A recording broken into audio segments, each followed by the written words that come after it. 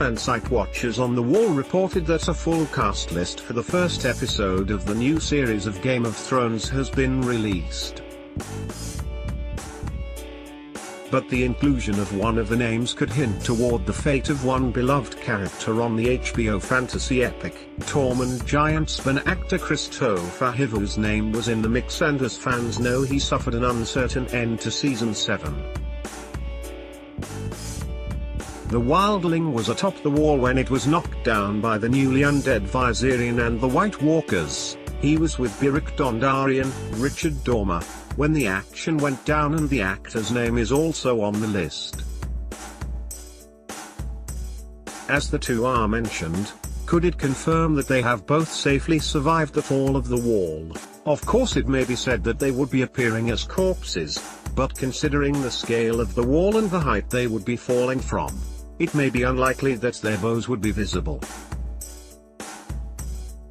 With the series returning on April 14th, viewers will have to find out for themselves.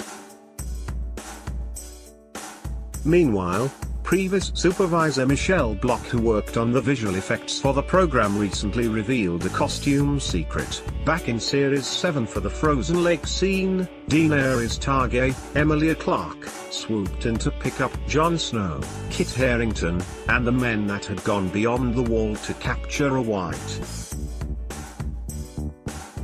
Behind the scenes, the actors were filmed on the back of a model of the dragon head to capture the movement.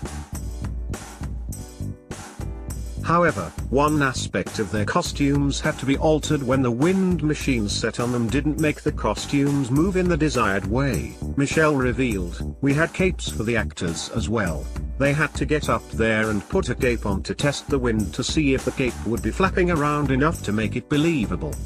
They eventually, I think, had to change the fabric because there wasn't enough flap." All these little details that really sell it. I mean, you're not going to have someone up there if they can have wind in their hair if their cape is not flapping because they are going 90 miles an hour. It's going to look kind of weird. All these little details are really taken into account. As for the final ending of the program, it looks like just about anything could happen. Although, Miss Anti-Star Nathalie Emanuel recently described it as being bittersweet. The actress told The Sun, "It's going to be amazing and better than any series we have had so far. It does the final series justice, it is so brilliant. It's bittersweet. I think it's come to its natural end.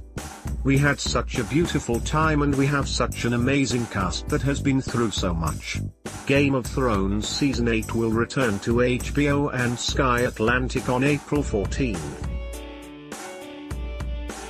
Seasons 1-7 are currently streaming on Now TV.